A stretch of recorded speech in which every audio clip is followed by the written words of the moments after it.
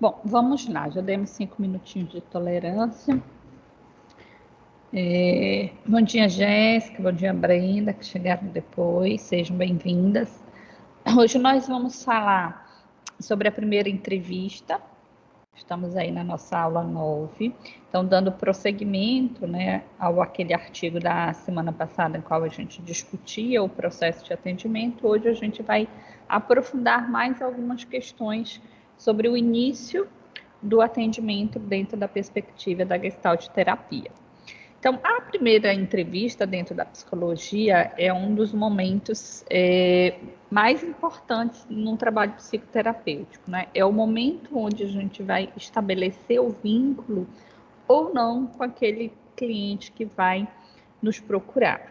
E cada entrevista, né, ela tem um formato. Então, a entrevista inicial dentro da clínica com crianças, ela ocorre de uma forma, dentro da clínica dos adolescentes de outra forma, com adulto de outra forma, em processos grupais de outra forma. Então, esse primeiro momento, esse primeiro contato, nós vamos sempre adaptar de acordo com aquele cliente, né, de acordo com aquele público que nós, então, vamos realizar o trabalho. Então, a gente vai adaptar de acordo com essa peculiaridade aí que nós vamos realizar esse primeiro atendimento. É muito importante a gente não esquecer 3 pontos, né? Esse primeiro momento, a entrevista inicial, ela é um momento onde a gente vai verificar se existe a necessidade da terapia, se ela deve ser feita com aquele terapeuta, ou seja, comigo, e como ela deverá ser desenvolvida. Então, o primeiro momento serve para a gente colher as informações, identificar a queixa do nosso paciente e verificar, né, se realmente aquela demanda que chega até nós é uma demanda de psicoterapia, se é uma demanda que eu vou poder atender, se está dentro da minha perspectiva profissional, dentro da minha área de atuação, ou se é um assunto que não me atravessa, que eu tenho ali clareza e possibilidades de realizar um bom atendimento com aquela temática que esse cliente me traz, e como eu vou, então, desenvolver o meu trabalho. E quando é que começa, né, esse primeiro momento, essa primeira entrevista? Eu digo que ela se inicia desde o momento que o cliente decidiu, né, fazer psicoterapia, tá?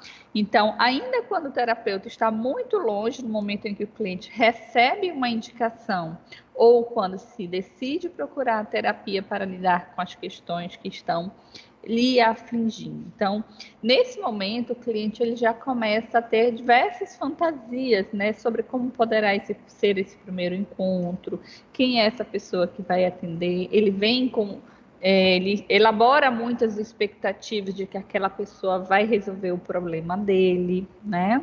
Então, também devemos entender que a psicoterapia, em geral, nunca é a primeira opção de uma pessoa, né? Que está com um problema. Em geral, a pessoa ela faz um percurso, né? Ela faz outras tentativas. Nas outras tentativas, se ela não conseguiu lidar com aquele problema, aí sim que ela procura a psicoterapia. Em geral, na maioria das pessoas, ocorre dessa forma, né?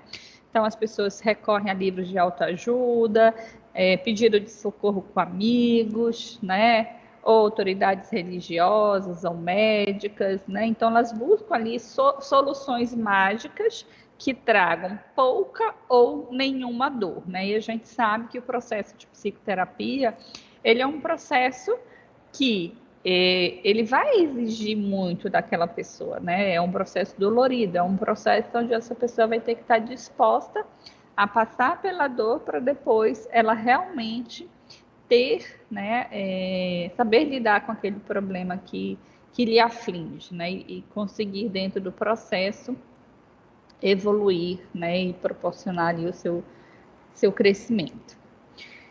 Significa dispor-se a se defrontar com aspectos de si que não conhece bem ou teme, né? Então, às vezes, não é que a pessoa não conhece, mas ela tem medo de entrar em contato, ela teme aquilo que ela o que ela sabe, que ela teme e que ela normalmente faz o processo de evitação, tá? Então, correr o risco de aceitar e promover mudanças, às vezes, é muito doloridas na própria vida. Então, ter de se desacomodar a confortáveis posições já conhecidas, em geral, né? Conquistadas depois de muita luta, né? Em geral, as pessoas não querem se desfazer daquilo que ela já conhece, da vida que ela já está levando, mesmo que aquela vida esteja lhe trazendo ali sofrimento, né? Alguma dificuldade. Mas o processo de mudança ele é difícil, né? Eu sempre digo assim que a gente não muda quando a gente quer, a gente muda quando a gente pode, né? E o processo de psicoterapia é justamente proporcionar a essa pessoa a encontrar o momento que ela comece, então, a estabelecer o seu processo de mudança. Significa abrir-se para se conhecer, até atingir o ponto de se abrir-se com curiosidade para desconhecer-se com confiança.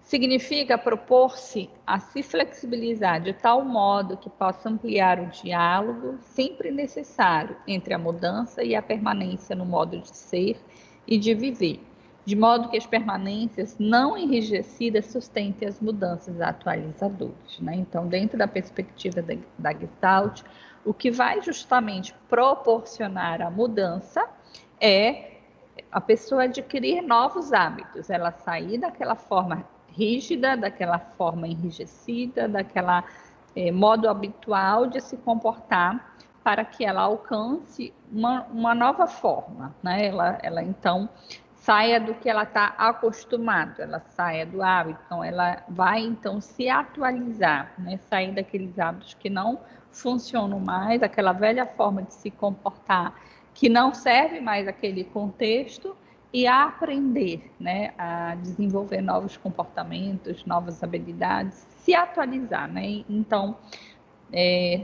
proporcionar mesmo o processo de mudança. A pessoa que procura psicoterapia intui isso e sente medo, né? Ela sente medo da mudança.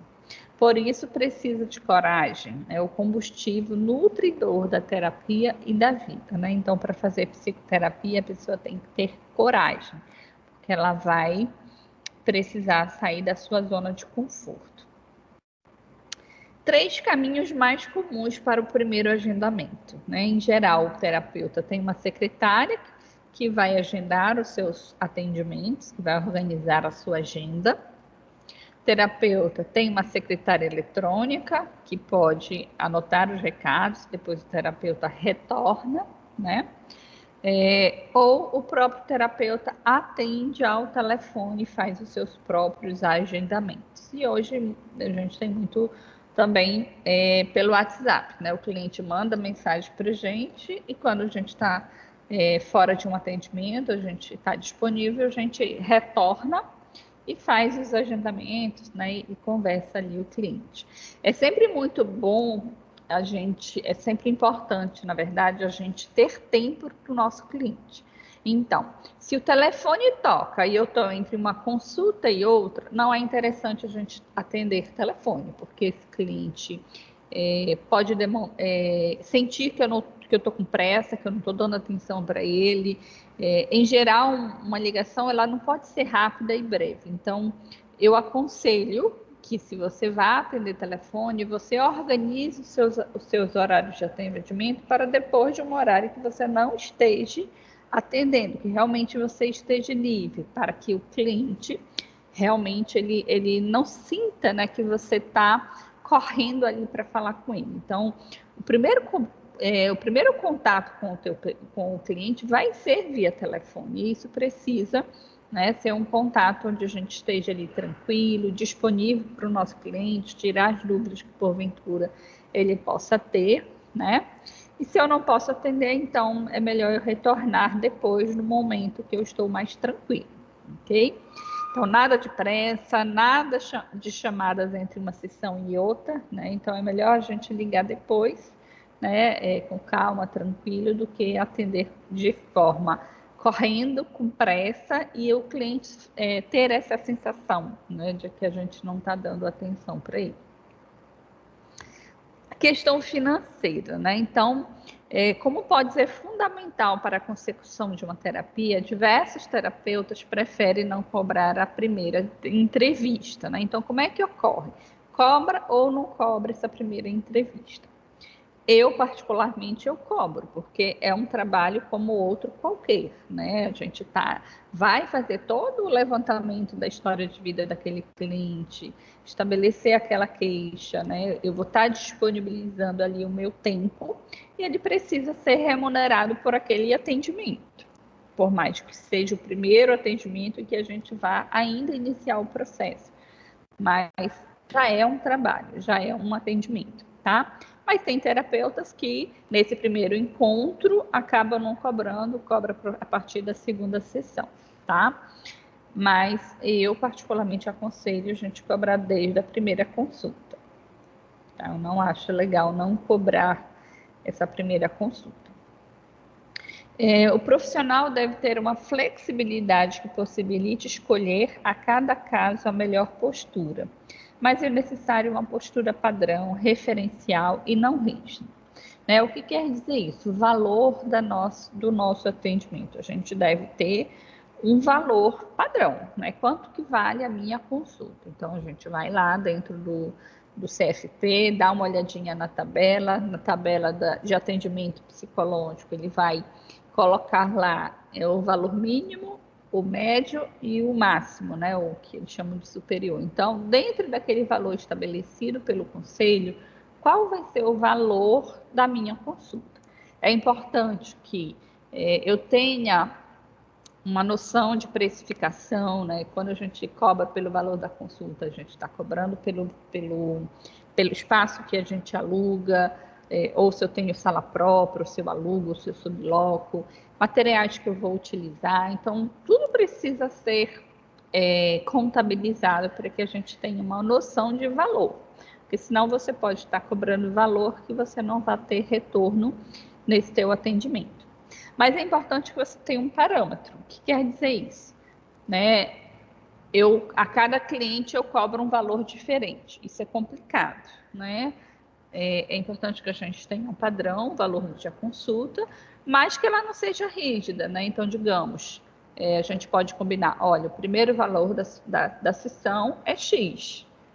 E nessa primeira sessão, vocês então vão acordar esse valor. Digamos que é um cliente que você verifica que não tem muitas condições. Há possibilidade de flexibilizar? Ok, mas você tem um parâmetro de quanto que é a sua consulta e não fica mudando a cada cliente. Tá? Então, é exatamente isso, a questão de não ser rígido, a gente poder fazer um valor diferente dependendo do cliente, ok? Se o cliente assim pedir, né, gente? A gente não sai dando desconto aleatório, tá? Se o cliente pedir, explicar a necessidade dele, explicar a situação dele, eu realmente compreender que é uma situação que pode ser flexibilizado, ok, desde que não saia ali do mínimo, né, que o nosso conselho estipula, ok?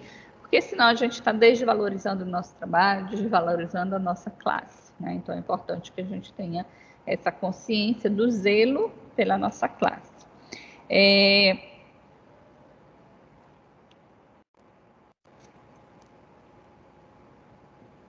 Receber uma pessoa pela primeira vez exige alguns cuidados com o ambiente e conosco, né? Então a gente precisa ter esse cuidado com esse nosso ambiente, tá? Ele precisa estar organizado, ele precisa ter coisas importantes ali, tá? Então, o primeiro e mais importante desses cuidados diz respeito ao tempo, embora a duração média de uma sessão de psicoterapia seja de 50 minutos, a primeira entrevista pode prever um tempo mais elástico, tá?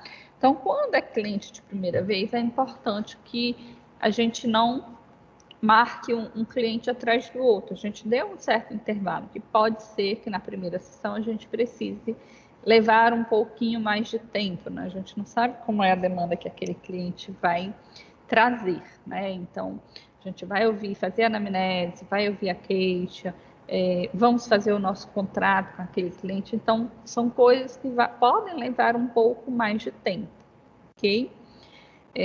O segundo cuidado básico diz respeito ao psicoterapeuta e ao seu ambiente de trabalho. É importante que o cliente perceba que o profissional se preparou para recebê-lo pela primeira vez. Então, ele precisa ali se sentir importante, que nós tivemos o cuidado de preparar a sala para o recebimento. A gente não pode esquecer da caixinha de lencinho, que tem sempre que ter dentro do nosso consultório. O cliente ele pode chorar, ele pode pedir, ele pode ser necessário uma caixinha de lenço. Preocupação com limpeza, né? Uma forma que a gente organiza ali o nosso ambiente. E hoje a gente não pode esquecer do nosso álcool em gel. A célula deve guardar espaço suficiente para ser também do cliente, pois um dos quesitos para uma psicoterapia bem-sucedida é que esse também possa se apropriar desse espaço. Então, aquela sala, aquele espaço ali de escuta, também é o espaço do cliente. Então, ele precisa se sentir acolhido, precisa ser um ambiente aconchegante, tá? Um ambiente que ele se sinta ali tranquilo para realizar o seu processo.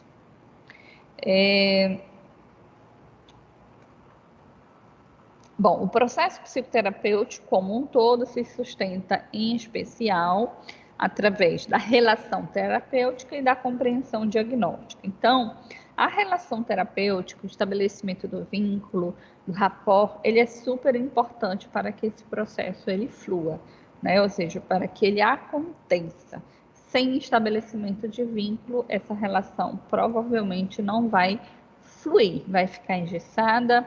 Eu não vou conseguir atender bem esse cliente pode não querer ser atendido por mim, então a gente precisa olhar para essa relação, né?